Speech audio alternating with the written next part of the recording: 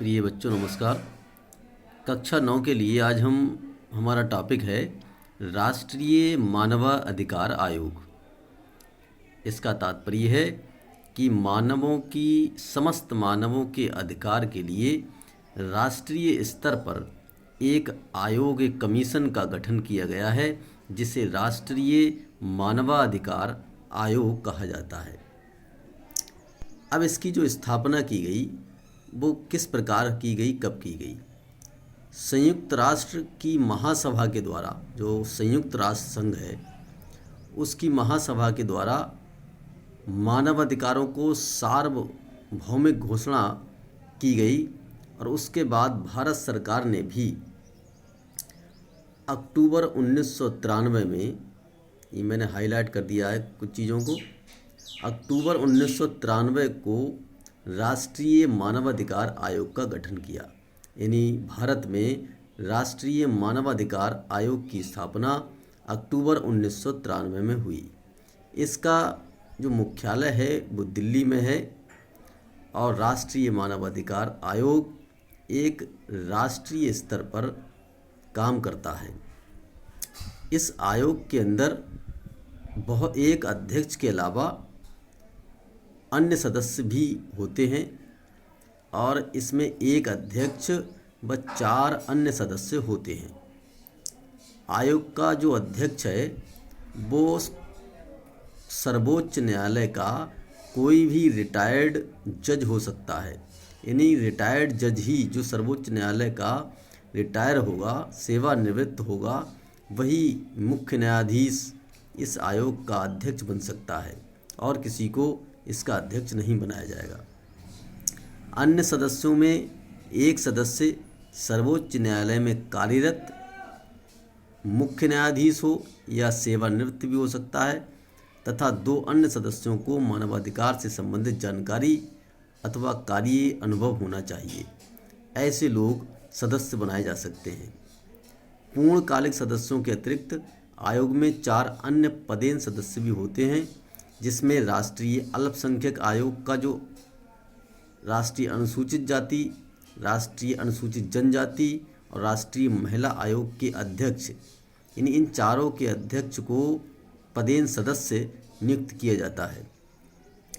अब आयोग के जो अध्यक्ष या सदस्यों का कार्यकाल है, इसमें हाईलाइट कर दिया मैंने, 5 वर्ष होता है। यानी आयोग का अध्यक्ष और सदस्य 5 वर्ष तक अपने पद पर बने रह सकते हैं। लेकिन आगे और भी शर्त है कि उनकी आयु 70 वर्ष से अगर अधिक हो जाती है तो उन्हें उसके कार्य से हटा दिया जाता है। यानी कार्यकाल 5 वर्ष है या 70 वर्ष की उनकी उम्र हो जाए, जो भी पहले हो जाए। राष्ट्रीय मानवाधिकार आयोग के सदस्यों की जो नियुक्ति करता है वह भारत का राष्ट्रपति करता है। सदस्यों की नियुक्ति और अध्यक्ष की नियुक्ति, यानी अध्यक्ष और सदस्य दोनों की नियुक्ति भारत के राष्ट्रपति के द्वारा की जाती है और राष्ट्रपति के द्वारा ही अध्यक्ष और अन्य सदस्यों को पद से हटाया जा सकता है। राष्ट्रपति को यह अधिकार होगा कि अगर अध्यक्ष और सदस्य ठीक से काम ना कर रहे हों तो राष्ट्रपति उन्हें उनके पद से हटा सकता है।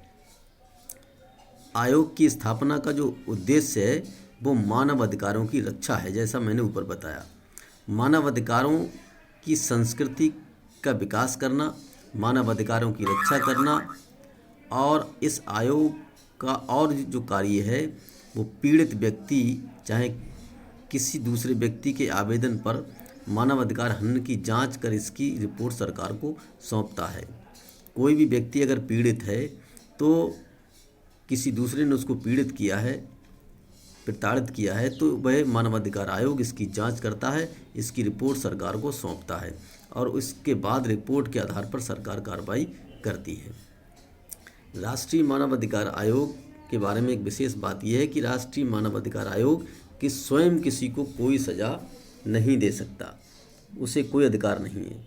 ये जिम्मेदारी अदालतों की है। आयोग का काम केवल मानवाधिकार के उल्लंघन के किसी मामले में स्वतंत्र जांच करना है, विश्वसनीय जांच करना है और ये उन मामलों की भी जांच करता है जहां ऐसे उल्लंघन में या इन्हें रोकने में सरकारी अधिकारियों की उपेक्षा बरतने का आरोप हो। ये देश में मानव अधिकारों को बढ़ाने और उनके प्रति चेतना जगाने का कार्य भी करता है। आयोग अपनी जांच की रिपोर्ट और अपने सुझाव सरकार को देता है। यह पीड़ितों की ओर से अदालत में भी हस्तक्षेप करता है, अपने वकील भी खड़े कर सकता है। अपनी जांच करने के लिए इसके पास व्यापक अधिकारी हैं, कर्मचारी हैं। किसी भी अदालत की भांति ये प्रत्यक्षदर्शियों को नोटिस भेजकर बुला सकता है, किसी सरकारी अधिकारी से पूछताछ भी कर सकता है, किसी सरकारी कागजात की मांग भी कर सकता है, किसी जेल में जाकर जांच कर सकता है या घटना स्थल पर भी पहुंचकर अपनी टीम भेजकर जांच कर सकता है। इस प्रकार आपने देखा कि मानव अधिकार आयोग के जो कार्य हैं वो काफ़ी विस्तृत हैं और ये बहुत भी महत्वपूर्ण संस्था है।